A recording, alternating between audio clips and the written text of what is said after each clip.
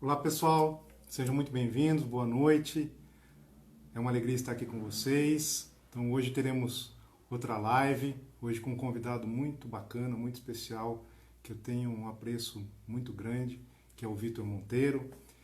E a gente vai falar sobre um papo de aprender, né, e como isso tem a ver com a nossa vida, com o pensamento sistêmico, com as constelações. Eu vou aguardar ele chegar aqui. Eu e o Vitor, nós nos conhecemos na minha primeira formação. O Vitor é professor do Instituto Imensa Vida de Belo Horizonte, é um instituto que é nacional e é especializado em formações de consteladores, facilitadores em todo o Brasil. Ele está chegando por aqui, eu vou chamá-lo. Está chegando aí.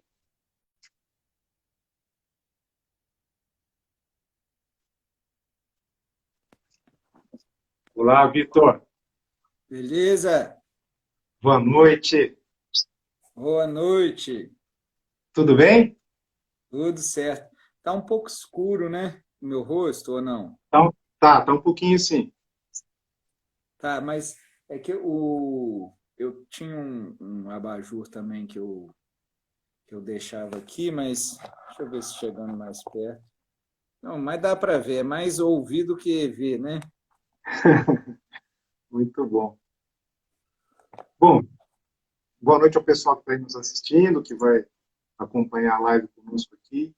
Primeiro, eu quero dizer da minha alegria, Vitor, de ter você aqui conosco, né, de partilhar o seu conhecimento, a sua sabedoria. Eu dizia um pouco antes que a gente se conheceu na formação aqui em Avaré, né, do Vai Avaré, a primeira Ah, turma de constelação aqui em Avaré, né, pelo Imensa Vida, onde você foi meu professor, onde eu tive realmente o primeiro contato com o universo das constelações, com o pensamento sistêmico, e realmente foi uma experiência muito grande. Então, eu gostaria que você se apresentasse, falasse um pouco de você, antes da gente começar no tema que nós trouxemos hoje. bom, eu acho que, eu não sei o que você falou assim, mas eu acho que você falou o essencial já, assim, né? Em termos de atividade profissional, minha vida é essa, é dar aula e atender, né? Também sou psicólogo e faço atendimentos, né, de terapia. E como pessoa, assim, talvez o que mais me defina, não sei, assim, é esse gosto por aprender, né?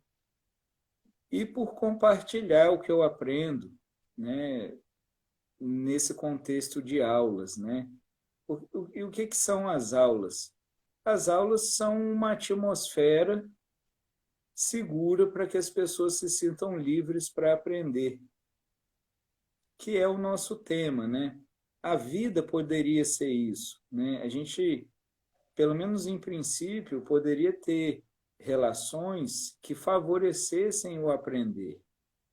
Nem sempre é o que acontece, a maior parte do tempo a gente está sendo ensinado, né? Ou condicionado, ou até algumas vezes adestrado, outras vezes amedrontado, né? Nem sempre o que a gente encontra nas nossas relações é esse incentivo para experimentar a vida e para aprender, sair dessa zona do que é certo, do que é errado, do que eu devo, do que eu não devo. Então, esse é um pouquinho o nosso tema que a gente vai conversar, né? E é a Sim, essência da vida. Quando a gente respirar, a gente aprende, né? exatamente. Dá um alô aqui para Léo e para a Silvinha, colegas de turma aqui, né, muito queridas, obrigado pela presença, o pessoal que está chegando aí. E, na verdade, nós... Oi, Vitor, Chegou aí. desculpa, eu não entendi, cortou aqui. Não, aqui a Babi, uma amiga, ela estudou comigo também na faculdade, está aí. A Bárbara Rossi, também é consteladora, psicóloga. Que bom, pessoal. Feliz de ter vocês aqui conosco nessa noite aqui. E nosso tema de hoje, aprender é a essência da vida. E às vezes, não é, Vitor? As pessoas têm como premissa que eu quero aprender o certo, eu quero aprender a fazer as coisas de uma maneira correta. Não é? Às vezes essa visão do certo e errado, ela transpassa muitas das nossas ações e até do nosso processo de aprendizagem. E às vezes a gente ouve as pessoas falarem assim, ah, mas eu não vim com manual de instruções, as pessoas com quem eu convivo, né, eu lembro que às vezes na minha vivência pessoal dizia isso de algumas pessoas, aquela pessoa deveria vir com um manual de instrução para a gente saber como lidar, não é? Muitas vezes é um desafio diário conviver com pessoas e com novas situações, não é? E como lidar com essa questão de aprender, não é? Sabendo que às vezes nós temos um contexto, nós temos uma situação familiar, um ambiente, né, de localidade. É diferente morar aqui em Avaré, como morar em São Paulo ou em outro país. E, enfim, eu queria que você trouxesse isso, de que às vezes as pessoas têm esse olhar, né, do que aprender corretamente ao invés de aprender. Uhum. Vê, aprender não é identificar o certo e o errado, né? Então a gente já começaria com uma distinção, né? Esse certo e o errado vem muito junto do ser ensinado. E certo e errado, como a gente também está num campo das constelações, né? Eu acho que boa parte das pessoas que está acompanhando aí também tem alguma ligação com essa forma de olhar, né? A constelação é uma leitura, um olhar para a vida, né? Então, certo e errado tem muito a ver com o que a nossa família de origem determina, pelo conjunto de padrões, pelos valores que vão sendo passados de uma geração para outra. Então, o nosso sentimento de estar fazendo a coisa certa tem muita relação com o que foi aprendido, consciente ou inconscientemente na família. Por exemplo, às vezes você vê um casal divergindo porque, às vezes, a mulher pode se queixar, por exemplo, de que o marido não é muito presente ou de que ele não está muito disponível para a família. Aí o marido, por sua vez, fala assim, mas eu sou família, eu não deixo faltar nada em casa, eu cumpro com todas as minhas obrigações, eu não sou de ficar saindo, etc. e tal. Aí, se você for olhar, provavelmente o pai dele foi bem parecido com isso. Então, a gente tem um modelo do que é ser um pai, do que é ser um marido, né? Um modelo que vem assim, esse é o nosso pacote de série. Não quer dizer que a gente seja refém do pacote da família, né? Quando a gente se Sim. torna adulto, ou mesmo um pouquinho antes, lá já na adolescência e até na infância, é possível ver por si mesmo. Só que nem sempre isso é incentivado e apoiado. Então, a gente tem a sensação de que vai ser um estranho no ninho se for diferente, né? E ser diferente não é um problema, porque todo mundo é diferente, num certo sentido. A gente é igual enquanto espécie, mas não é homogêneo, né? Cada ser humano é uma singularidade. E tentar uniformizar é péssimo. Por exemplo, algumas pessoas falam, eu criei meus filhos igual. Que pena, porque cada ser precisa de um tipo de abordagem. Um primeiro filho é diferente de um segundo, que é diferente de um terceiro, o momento que cada um chega na família, as características pessoais que a gente observa desde cedo, né? Não importa a que a gente queira atribuir, se ela já traz isso, se isso é do ambiente, não interessa. O fato é que existe uma singularidade, existe algo único em cada pessoa. E esse olhar, se a gente olha com olhos de contemplação, né, como é o olhar de contemplação? A contemplação não quer nada de diferente, né? Quando você vê uma paisagem, uma cachoeira, você não pensa assim, não, queria um pouquinho mais de pedra ali, tinha que ter mais volume aqui. Um pouquinho para Você, cá.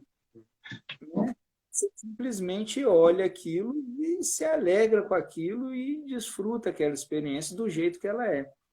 Só que com pessoas, normalmente, a gente tem uma agenda, né? Pode ser uma agenda assim declarada ou pode ser uma agenda velada, né? Então, normalmente, a gente se aproxima das pessoas naquilo que elas podem ser convenientes, né? Ou naquilo que eu gostaria. Então, se você pensa num relacionamento amoroso, por exemplo, de um casal, frequentemente as pessoas na relação de casal falam das exigências, né? O que eu quero, o que eu gostaria, o que eu espero, onde que eu me frustrei, né? A maioria das pessoas, um tema comum assim de procura, né, por terapia ou constelação, eu queria arrumar um companheiro ou uma companheira. Normalmente a gente atende até mais mulheres, né? Mas é muito raro alguém chegar e falar assim, olha, eu quero aprender a ser um companheiro, né? As pessoas querem ter, né, um companheiro, uma companheira, mas ser um companheiro, é muito raro você ver essa pergunta. Ó, eu estou aqui movido por essa pergunta, entende? Então, isso mostra que a gente entra nas relações com pedidos e, às vezes, exigências, né? Então, isso sobrecarrega o outro. Isso é deixar de ver o outro. Isso é ver o outro segundo a minha conveniência, né? E também a gente projeta. A gente projeta num líder o Deus, né? E a gente passa a seguir uma pessoa como uma ovelha e abre mão da liberdade que é dada, né? De você tomar a sua vida nas mãos e experimentar ela segundo a sua natureza, errar, acertar, entre aspas, né? Porque isso não existe. Mas lidar com as consequências, ser consequente, né? Lidar com tudo que acontece, né? A gente vai transferindo, porque também existem lideranças que podem ser familiares, pai, mãe, religiosas, políticas ou qualquer uma delas, que apresentam um caminho, às vezes um caminho sedutor e garantido. Se você fizer isso aqui, vai dar certo. Se você não fizer isso aqui, vai dar certo. Essa profissão não dá futuro. Quem disse? A gente tem pessoas bem-sucedidas em todas as áreas, né? E bem-sucedido não quer dizer uma quantia X no banco ou um status ou nada disso. Bem-sucedido, para mim, significa brilho nos olhos, a alegria de viver e uma vida fluindo com leveza, né? Cada um vai definir o que é sucesso, assim, mas a gente pensar numa boa vida, eu acho que esses ingredientes são fundamentais, né? Se tem isso, a gente pode dizer que a pessoa vive bem. Exatamente, não segundo os valores do outro, né? Porque às vezes o que serve para o outro serve para mim, né? E a gente vê muito isso acontecer, não é, Vitor? Você bem colocou. Às vezes as pessoas vêm assim, eu quero constelar, eu quero atender o problema do meu marido, né? Ou da minha esposa, né? E não se coloca no lugar de que às vezes o problema é ele mesmo, né? De eu me tornar melhor, né? Eu me lembro no meu início de quando eu comecei os estudos de constelação, tinha muito isso. Eu olhava sempre para o outro, o modelo era o outro, né? E às vezes esse aprendizado ele é tão cristalizado dentro da gente, né? Porque a gente fica esperando esse manual de instrução do outro, o caminho das pedras pelo outro, a receita de bolo, né? Que muita gente passa hoje em dia. Faça esses 5 passos que você vai atingir o sucesso. E às vezes aquilo que é sucesso para mim não é para você, né? Os valores, enfim, aquilo que eu aprendo na vida. E lidar com essa incerteza, eu acho que esse é um dos desafios que a gente está passando nesse momento, de saber como vai ser o nosso próximo final de semana, nossa próxima semana, um futuro próximo, já que nós não temos um manual, né? A nossa vida foi chacoalhada de um jeito e agora estamos diante dessa situação. Então, essa é uma situação extrema, mas no dia a dia, sem certeza, eu queria que você trouxesse isso também, que isso pode ser, tem relação com a aprendizagem, certo, Vitor? Uhum. É, as situações extremas são boas, porque elas forçam a gente sair de tudo quanto é fantasia, né? A gente não precisa viver o tempo inteiro no limite, né? Mas mesmo essas situações limite, né? Por exemplo, uma morte é uma situação limite, né? Você tem que lidar com um fim, não tem jeito, não tem barganha, não tem nada que possa corromper a finitude. Ela vai chegar para todo mundo, né? Um dia para nós mesmos e a gente vai se deparar com o fim daqueles que nos são próximos, né? Nos são caros e queridos. Então, isso seria, assim, talvez a maior aprendizagem para a gente ter. Os budistas têm um provérbio que eles falam assim: quem não vive para a morte não vive para a vida. Se você perde isso de vista, a gente vai vivendo assim, né? Usando a expressão bem popular, assim, contando com o ovo no cu da galinha, achando que eu posso deixar para amanhã, né? Ah, não, isso aí depois a gente vê, isso aí. E a nossa vida, a gente fala assim, a gente não sabe como vai ser o nosso final de semana, a gente não sabe como é que vai ser o fim dessa quinta-feira, né? Nem os próximos 5 minutos dessa live, entende? E nosso destino, nossa vida está exatamente aqui. Esse é o lugar, agora, é o único lugar onde a gente pode morrer. E é o único lugar também onde a gente pode viver. O resto é fantasia de passado sendo projetado no futuro. Sim. E ver isso significa que você não possa ter intenções? Claro que não, a gente pode, inclusive, usar esse momento para ter uma intenção. Só que uma intenção não é uma meta que você vai pôr na planilha do Excel e executar obstinadamente, porque a vida tem um monte de circunstâncias imprevisíveis. E ainda bem que é assim, porque se ela fosse uma planilha de Excel, ela seria um saco, né? A gente tem um relato, por exemplo, de alguns sábios que previam um futuro e que tinha... Qual que é o comportamento? A maioria deles vive numa caverna isolada porque já perdeu a graça, né? O cara já sabe tudo que vai acontecer. Numas, né? Eu estou exagerando um pouquinho. Mas é maravilhoso não saber. Não saber significa que a vida pode ter ainda um gostinho de surpresa, né? O conhecido é morto, o conhecimento é morto.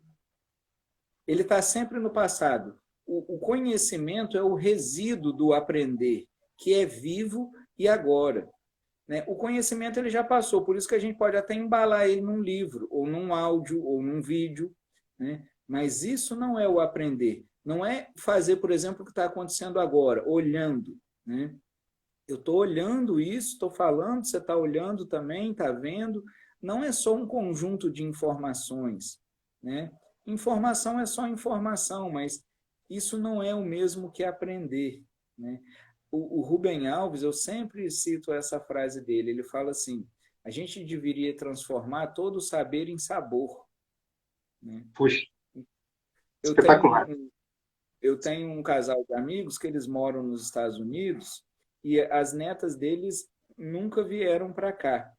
E eles contam que as frutas daqui são diferentes. Essa menina sonha em saber o gosto que tem a manga no Brasil, entende? Então, ela pode até ver uma foto da manga aqui do Brasil, a gente pode descrever, mas saborear, sentir o gosto, isso ela não teve ainda, né?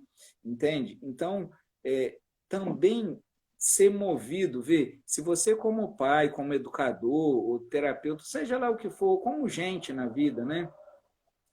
Você chega para alguém e fala assim, você não sabe que gosto tem a manga lá no Brasil, por exemplo, sabe? Você cria uma atmosfera de alegre curiosidade na pessoa e cria um movimento, né? Fala assim, como é que é isso? Né? Imagina se você chega para uma criança, né? E de alguma forma você fala ou com a sua própria vida, ou com palavras, ou com uma história, mas você manda a mensagem assim, viver é bom, né? Isso cria uma curiosidade. Eu tive essa experiência, por exemplo, quando eu fui me casar com a Lu, a gente recebeu algumas cartinhas, né? Junto com os presentes. E também, quando a gente ia entregar os convites, as pessoas falavam, ah, que legal, e dava alguns conselhos, né? Coisa que é muito útil. É, Um me falava assim, olha, você tenha muita paciência, muita tolerância, não é fácil, mas vai dar certo, né? Seja paciência. E começaram a falar isso. Eu já fui ficando preocupado. Depois disso, nós tivemos que ir num cartório com testemunho e tudo. Falei, nossa, parece um crime isso aqui, né? No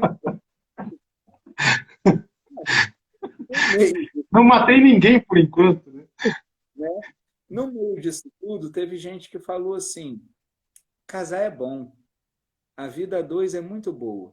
E só falaram isso.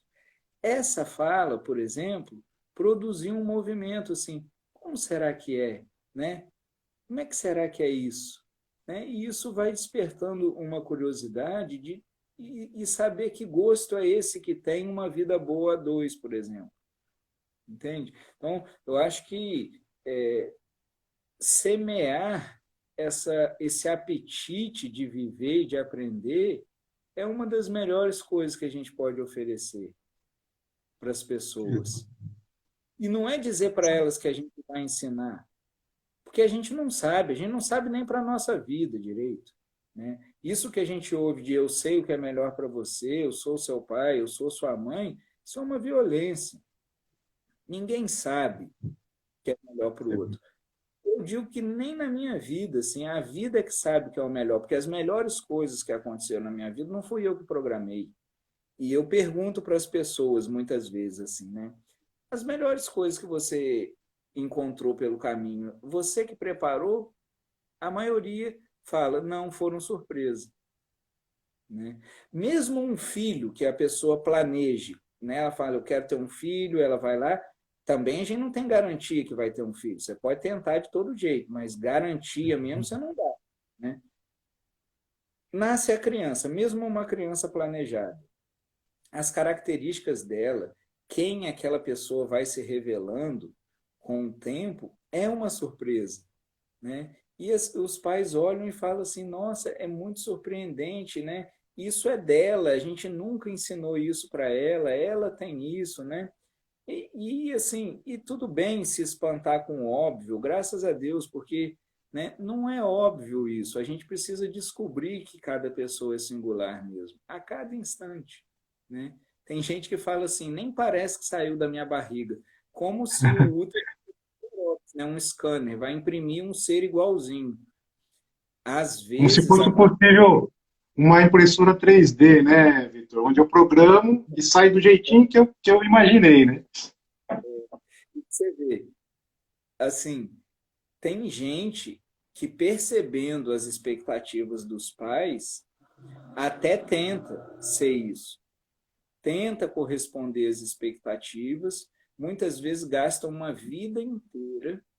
Aí chega às vezes lá pelo 40, 50 anos, tem aquilo que as pessoas chamam de crise da meia-idade, que é quando elas olham e falam assim, isso aqui não tem nada a ver comigo, até hoje eu vivi para a expectativa de outras pessoas. E fazem uma revolução, e a vida ganha um colorido e um sabor completamente diferente, né? Só que não precisa disso tudo, não é necessário esse monte de crise. Isso pode ser útil, mas necessário não é. Essa é outra armadilha também, achar que esse tipo de sofrimento é necessário. Ah, mas eu só fiz isso por conta disso. Não, isso aconteceu, ponto. Não fica querendo salvar o sofrimento, não, né? Exatamente. E ser poupado com uma boa educação, né? Por que muita gente adoece? Muitas dessas mudanças de vida são precedidas por uma doença grave, por exemplo. Eu já acompanhei algumas pessoas que tiveram doenças graves, doenças com risco de morte, e depois disso elas fazem uma revolução completa na vida delas, acerta a vida todinha, né? Então as doenças também não estão contra nós. E uma vez conversando com um amigo, né, o professor Mo, e que é médico, né, eu estava falando com ele sobre saúde e educação, e aí eu falei assim, Mo, sabe o que eu vi outro dia? Que a gente só adoece porque é mal educado, né? De fato, se a gente tivesse uma boa educação, gera saúde, né? E saúde também contribui para a liberdade, né? Porque você está de posse das suas potências, do seu corpo, do seu organismo, né? E aí você pode atuar no mundo. E uma pessoa congruente, uma pessoa que está agindo em sintonia com o que ela é impressionante. Ela é uma locomotiva, né?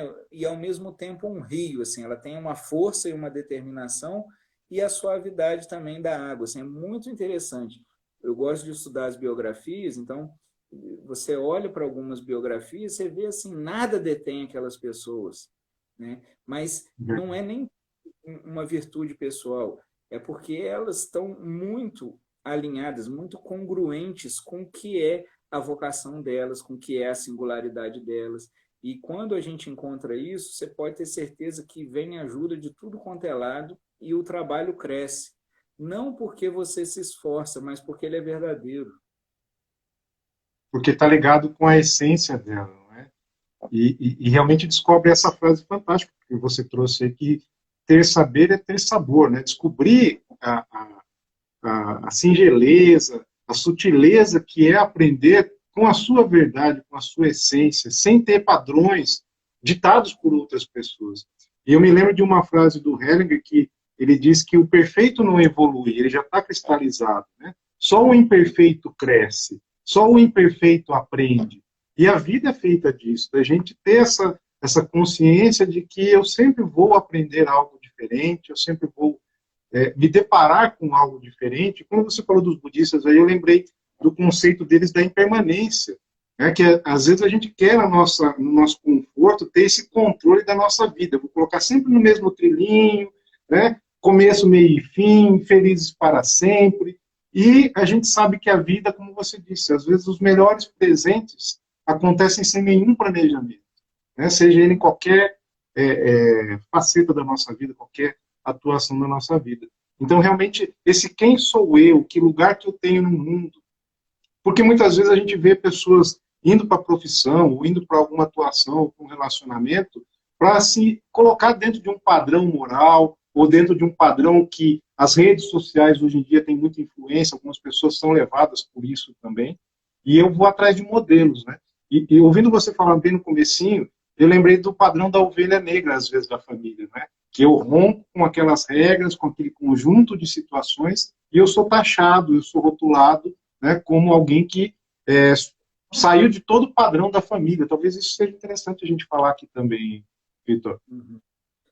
O Hellinger fala assim, né, sobre as ovelhas negras, ele fala assim, eu amo as ovelhas negras, porque elas são as únicas que trazem um frescor e um novo para a família, né? Porque se dependesse dos ajustados, a gente teria só replicação, né?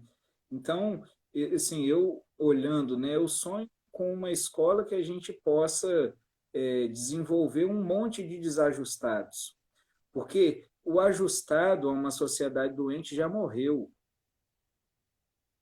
Eu quero é que nasça um monte de desajustado que não se encaixe em lugar nenhum, né? Que não precise nem sair da caixa, que nunca entre. Essa seria uma preocupação, né? A pessoa nem entre numa caixa, né? Isso não significa que ela não vai ter um acompanhamento zeloso, porque um desenvolvimento de uma criança, né, de acordo com cada etapa de vida, pede alguns cuidados. Não é isso que eu estou falando, deixar solto igual um bicho largado, não é? Mas respeitar a liberdade de aprender e parar de ficar ensinando. Por exemplo, tem gente que conta histórias, né? E depois conta a moral da história. A história é livre para a pessoa concluir o que ela quiser, ou não concluir, ou deixar ela fecundar a alma, né? Isso é um crime, por exemplo, você contar a moral da história. Você conta uma história e deixa que a própria pessoa, o inconsciente, mova aquelas imagens, né? Isso não é para ser exato. Isso é para trazer uma clareza, não é para trazer exatidão, né? Conclusão é morte, né? A gente o tempo inteiro fica tirando conclusões. Então isso. Ah, então isso. Não, não é então. É enquanto, sabe? É uma coisa que vai se desenrolando. E você falou assim, do quem sou eu, né? Qual é o meu lugar no mundo, né? Essa é a pergunta mais importante que existe. Tanto que o Ramana Maharshi, aquele sábio do século passado da Índia, ele falava, a única pergunta que realmente vale a pena você se dedicar é a essa. O resto é secundário. Tem gente que acha que primeiro precisa garantir a existência material para depois pensar, ou não é isso, não é pensar, né? Ou investigar quem ela é.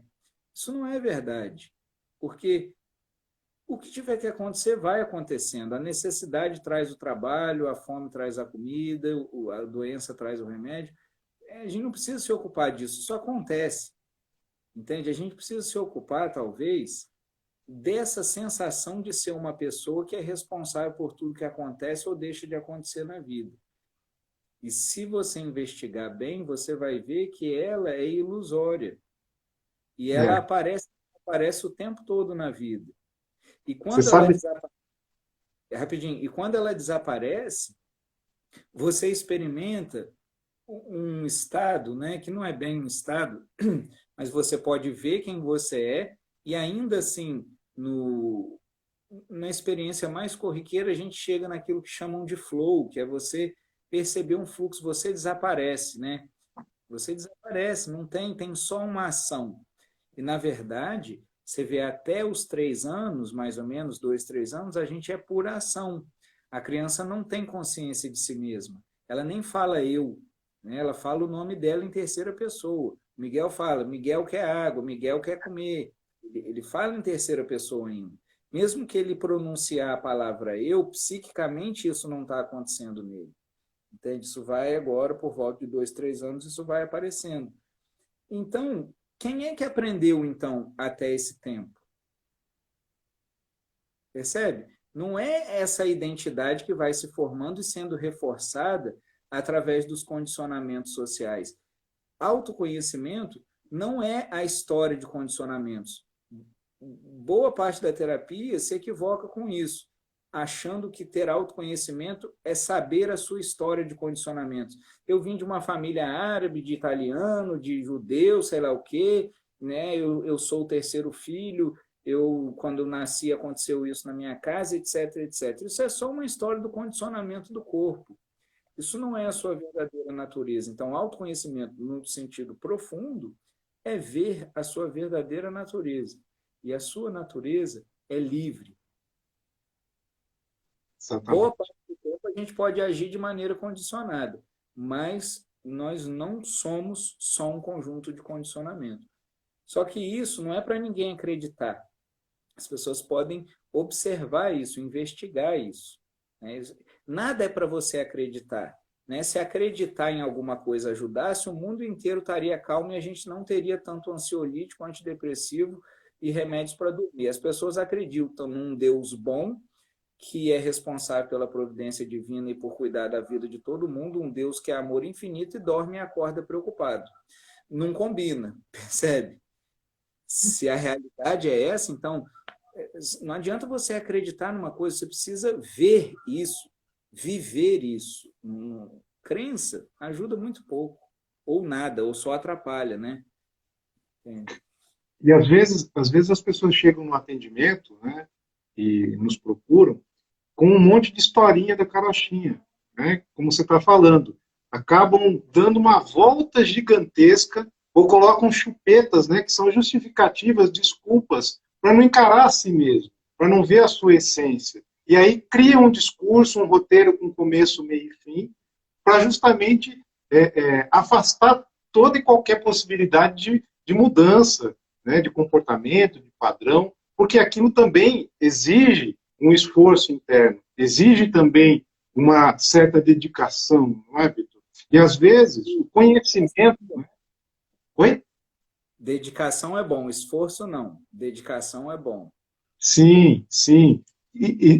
Eu sempre falo isso às vezes para os meus clientes. Eu escolho fazer ao invés de eu tenho que fazer. Né? Quando eu tenho que fazer é uma obrigação, é alguém com um revólver na minha cabeça que está falando, faça isso, não faça aquilo.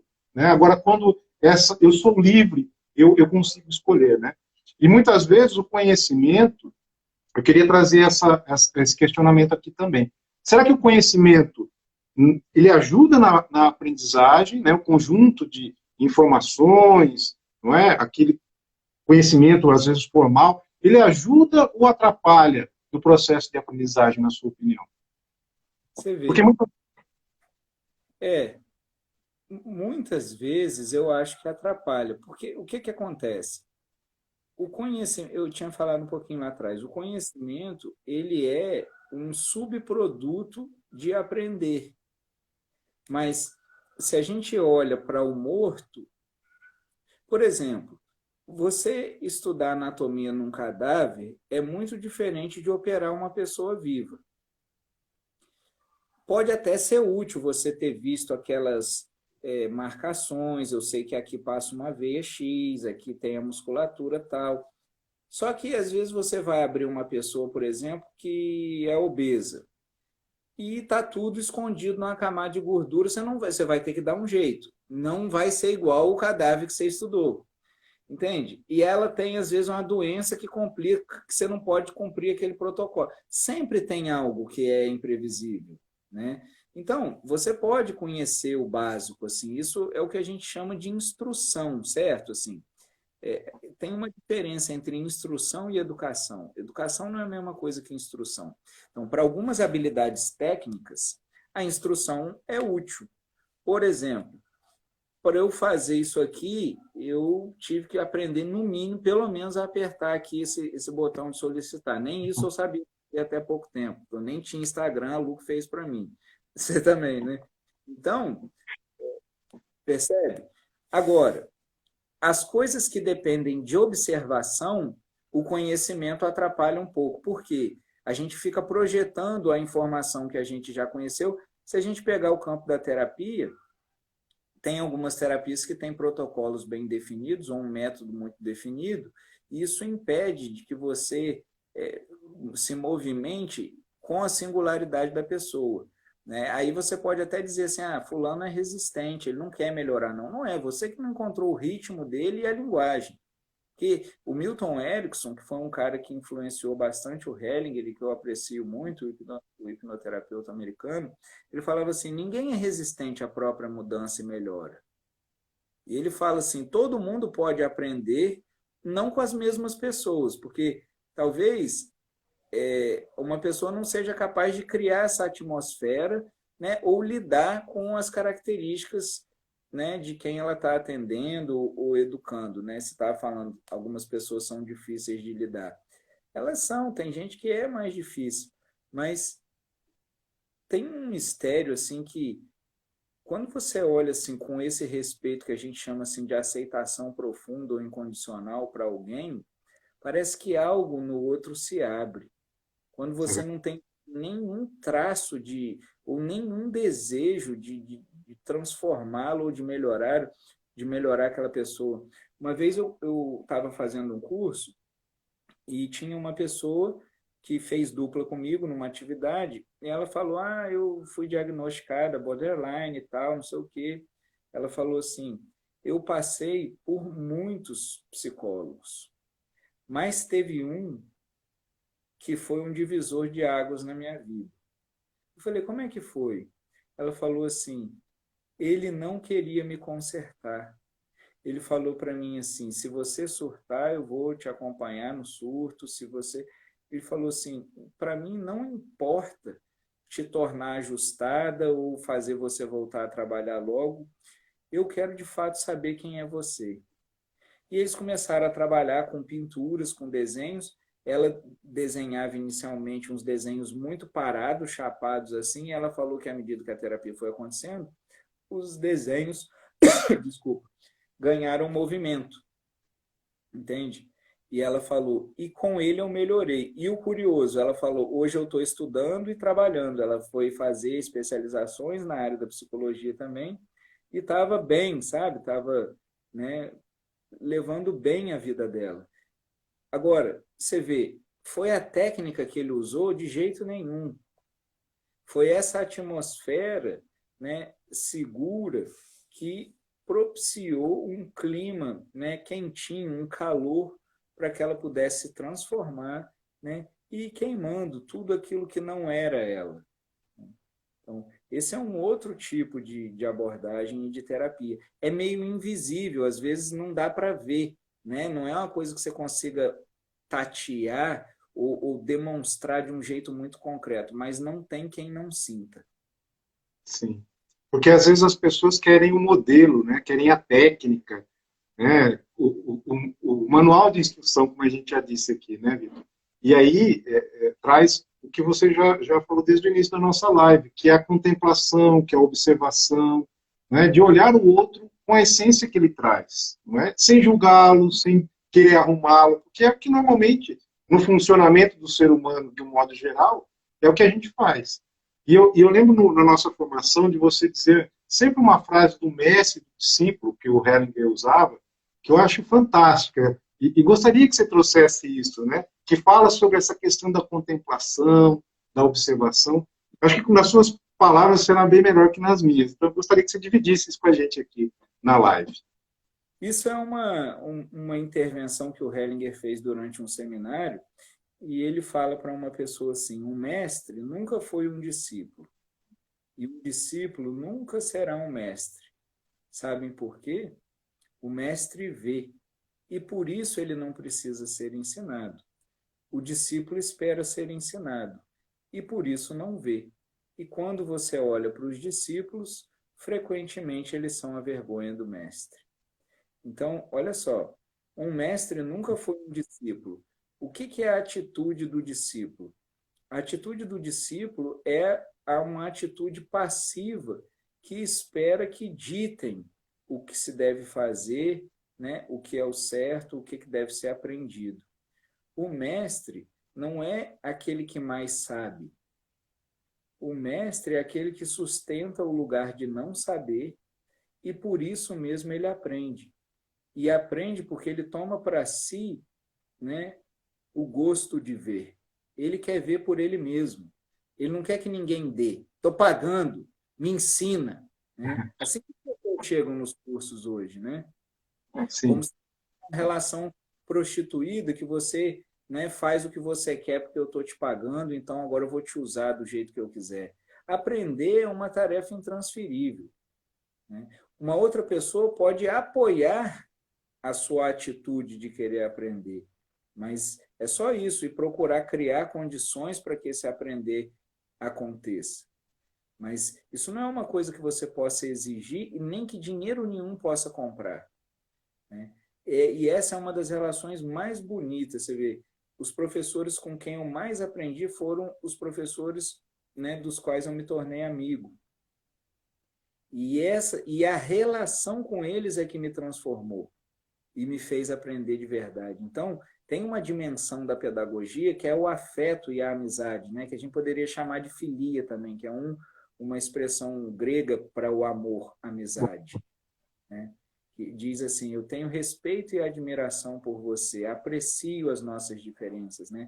Não é tolero as nossas diferenças ou aceito as nossas diferenças. Né? A tolerância tem um quê de arrogância também, porque Sim. eu, alto da minha infalibilidade, tolero você. Né? Então, essa apreciação, né, das diferenças é um olhar artístico, um olhar contemplativo. Só que isso nunca vai ser uma conquista pessoal. A personalidade, a pessoa, nunca vai ser capaz de lançar esse olhar para alguém. Então, uma vez me ocorreu um aforismo assim: ninguém é capaz de amar ninguém, e o amor pode florescer entre as pessoas. Então, o que acontece? Então, de onde é que nasce esse olhar? Do próprio amor que sustenta a vida. O amor é a realidade que sustenta a vida, é o espaço aberto infinito que dá condições, né, se faz palco para que todo o mundo manifesto apareça. Eles são sinônimos, amor, vida, paz, bondade. Né? Isso é a realidade. Né? Que às vezes as pessoas se esforçam por ser. Isso é o esforço altruísta, mas uma pessoa, por definição, é egoísta. Por quê? Porque ela é constituída do ego, que olha sempre para si mesmo. Né? Por isso que a consciência é sempre consciência de si mesmo. Então, ela está sempre olhando para si. Então, quando é que esse olhar amoroso vai acontecer? Quando esse si mesmo fica bem quieto e pequeno e deixa o amor trabalhar. Então, a terapia é um trabalho em que o terapeuta sai de cena e deixa o único protagonista responsável por alguma mudança trabalhar, que é o amor. O Hellinger fala isso. Não há outro tratamento no mundo senão o amor. Só que esse amor ninguém carrega no bolso, nem pode vender, nem trocar. Isso é graça. Né? Então, o Hellinger fala assim, no fim, nós percebemos que tudo isso que a gente busca como virtude é graça. E aí tem uma coisa interessante que acontece. Já aconteceu de eu falar isso para uma pessoa e dizer assim, olha, isso que você pensa que você não é. Só que o que você é de verdade é muito melhor do que isso que você pensa. E você não deve fazer nada para alcançar isso, porque isso você já é. Veja, ser não é uma coisa que vai acontecer no futuro. Ser é um verbo infinitivo, não tem começo nem fim. Não está para acontecer. Ser não é o resultado de uma evolução no futuro. Ser é uma realidade atemporal. Ela não é nem sempre presente, porque isso ainda é um tempo durando permanentemente. Ela é atemporal. Né? Então, isso já é a realidade. Por isso que no Oriente eles falam tanto sobre o despertar. Eles não falam muito em evoluir, eles falam sobre despertar. despertar de um sonho. Que sonho é esse? O sonho de que eu sou alguém incompleto que preciso encontrar alguma coisa lá no futuro para me completar. E essa é toda a jornada da busca que mantém a mente com emprego para o resto da vida, porque a cada passo do caminho ela cria um novo problema. O combustível da mente é problema, né? Tanto que tem gente que não sustenta viver em paz, ela está sempre se enfiando num conflito, resolve um, cria outro. Né? Teve uma pessoa que falou assim para mim: para cada solução eu tenho um problema. E é verdade, é verdade. Que as pessoas que só sabem viver com problema, né? Não tem solução na vida delas. E pode ser muito mais simples, né? Só que sabe o que é mais curioso? Quando eu falo assim, olha, você não precisa fazer nada. Para você ficar em paz, não tem pré-requisito, não tem esforço, não tem nada. É só você abrir mão de tudo que você é. E tudo isso que você sonha em conquistar já está aí. Aí ela fala assim, mas e tudo que eu fiz até agora, então? Então, eu só estou falando para você abrir mão disso. Do conceito de certo, de conquista, de perda, de erro, de acerto, abre mão. E o que tem agora é paz. Se você fica agora, por exemplo, só aqui enquanto você me ouve, o que é que pode perturbar a sua vida agora? Você está aí sentado, talvez alimentado ou não, mas pode ter o que comer daqui a pouco, está confortável. O que é que pode perturbar? Se você fica só agora aqui, não tem nada que possa perturbar. E aqui é onde a sua vida está acontecendo. É verdade. Mas as pessoas ficam assim, puta da vida, por quê? Porque perde o emprego, né? Entende? O buscador, ele se nutre de falta, ele precisa sempre buscar uma coisa a mais, né? Teve uma época da minha vida que eu achava legal ser um buscador, né? Depois que eu vi que isso era a maior furada que existia, eu falei, nossa, ainda bem que eu só fiquei 10 anos, né? E até fiquei muito feliz, porque quando eu falei isso, o Mo falou assim para mim: eu fiquei 47 anos atrás desse fantasma. Eu falei: opa, eu só fiquei 10. Você ganhou dele. Só que não faz a menor diferença também, porque isso é atemporal. Quando você vê, você percebe que aquele que buscava. Tem coisas que eu olho do meu passado, por exemplo, e várias pessoas têm essa experiência também. Às vezes, depois de um atendimento, elas olham e falam assim: sabe, não faz a menor diferença isso tudo que passou. Porque de fato a vida dela está inteirinha aqui, né? Não está mais lá, nem vem aquela bobagem assim, ah, se eu tivesse aprendido isso antes, se tivesse sua vida não teria a beleza que ela tem. Você vê um rio, você já viu aqueles canais retos assim construídos, né, em Sim, cidade? Horrível aquilo. Aí um rio natural é como? Tem queda, tem curva, tem contorno, tem vegetação, tem a beleza do rio, da vida é justamente isso. Ter queda, ter contorno, né? É sinuoso, não é linear. Linear é morte. Os sinais vitais são assim, quando vem desse jeito é morte, né? Então, o bonito da vida é isso, pesar e prazer, não é alegria ininterrupta, né? exatamente. Isso não existe, né? Não existe, né? E a gente pode desfrutar todo tipo de experiência, inclusive as difíceis, né? E quando a gente se abre para ela, o Hellinger uma vez falou um negócio que me marcou. Ele disse assim: quando a gente se expõe a uma dor, dela emana uma bênção e você fica forte, uma bênção e uma força.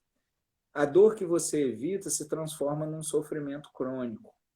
Então, as pessoas que, por exemplo, não choram uma separação, não tem. Pode ser um traste, pode ser uma mulher, um saco. Se você casou um dia, teve junto, teve vínculo, vai ter dor na hora de separar. É difícil que não tenha, porque onde tem vínculo, a separação é dolorida. Então, você vai lá, chora, vive tudo. Depois, o que vem é uma liberdade e uma vida transformada com aquela experiência, né? Mas se você evita, a gente vê muitas pessoas que ficam num sofrimento crônico, entendeu? Porque não se expõe a isso. Aí você pergunta assim, faz quanto tempo você separou? Né? Parece que faz um mês. Ela fala assim, 20 anos. Ela está há 20 anos, né? Conteúdo ali. Vivendo aquela separação ainda, né?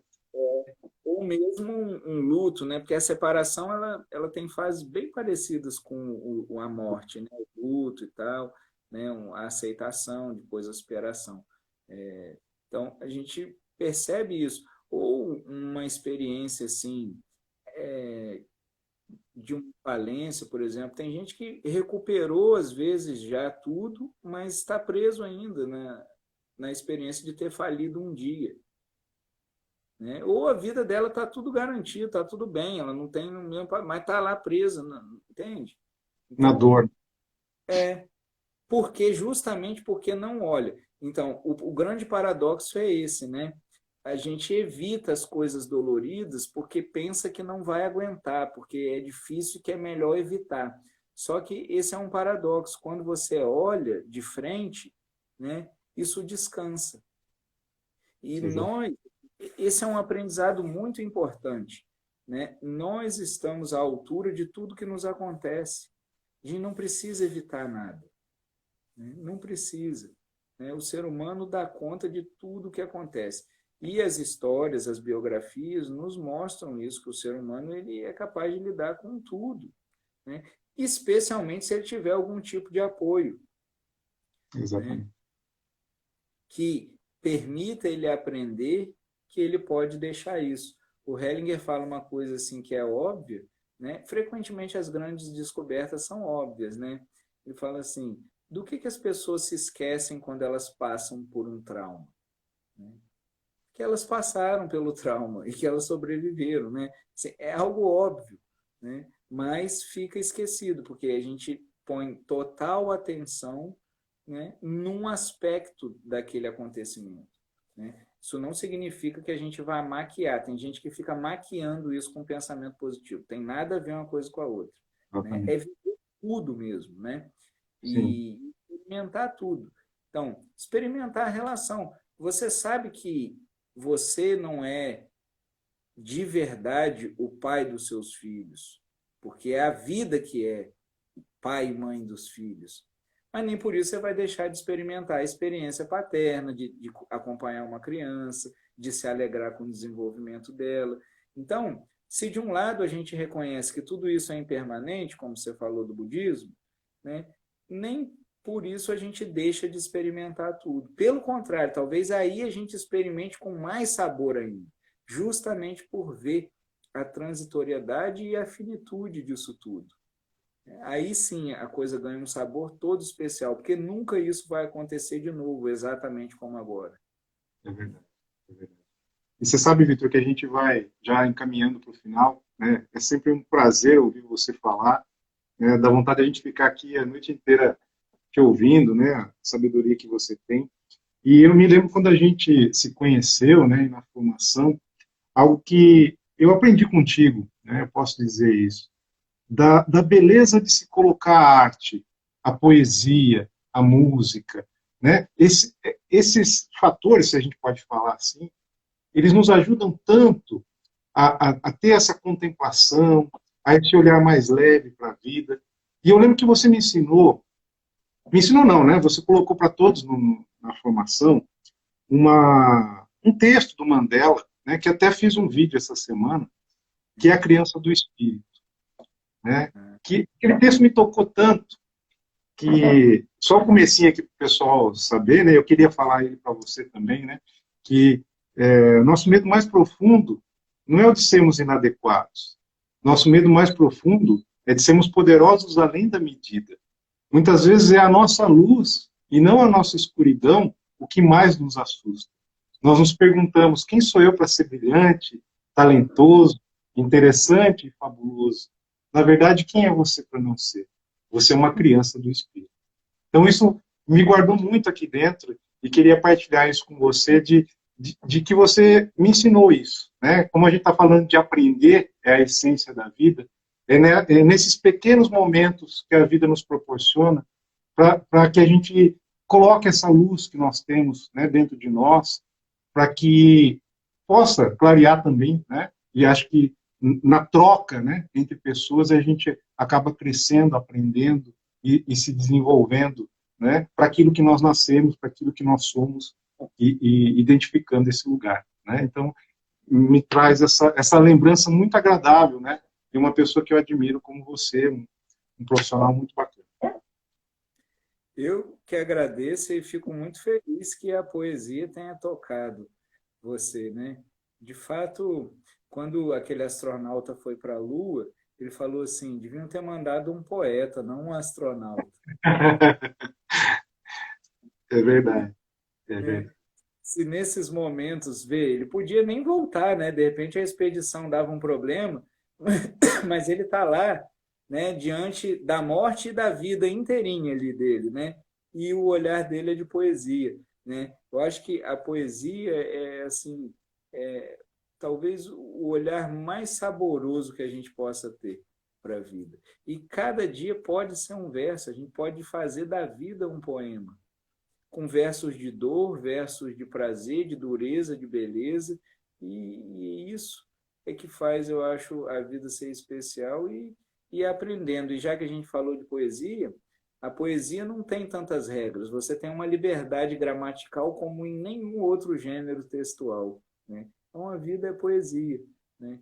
E tem uma também que eu não sei se você se lembra do Drummond, que de vez em quando eu falo aqui, né? O Drummond falou assim: se você procurar bem, você acaba encontrando não a explicação duvidosa da vida, mas a poesia inexplicável da vida. Então, Fantástico. vida só com aprender, sem explicações e cheia de poesia. Muito bom, Vitor, muito bom. Bom, meu amigo, primeiro agradecer a sua disponibilidade, né? Gratidão por estar aqui conosco, matando a nossa saudade aqui da turma 1 de Avaré, né? Do Imensa Vida. Muita saudade. Queria te receber e realmente queria que você deixasse uma mensagem final para todo mundo aí e agradecer mais uma vez sua presença aqui. Eu acho que eu vou ficar com essa do Drummond, né? Deixar essa mensagem, né? E que é um olhar de beleza, né? O aprender, eu acho que ele pode ter uma atmosfera de alegre curiosidade. Não é nada sério, né? É algo divertido, é algo leve, né? Como pode ser a vida, né? Com tudo que ela contém, com tudo mesmo, sem evitar nada. Muito bom, muito bom. Valeu, Vitor, valeu, pessoal. Gratidão. Te desejo leveza, poesia, música, vida e muito aprender para nós todos, né? Maravilha. E em breve a gente apronta uma coisa em Avaré. Opa, eu estou aguardando, estou esperando aqui. Maravilha, então. Um Valeu, Vitor. abraço a todos. Manda um abraço para a Lu, para o Miguelzinho e para o Mando pessoal sim. que nos acompanhou aqui, viu? Obrigado. Boa noite. Um abraço, Pirulita. Ah, é, por Valeu, isso tá aqui, ó. Muito valeu, um abração. valeu.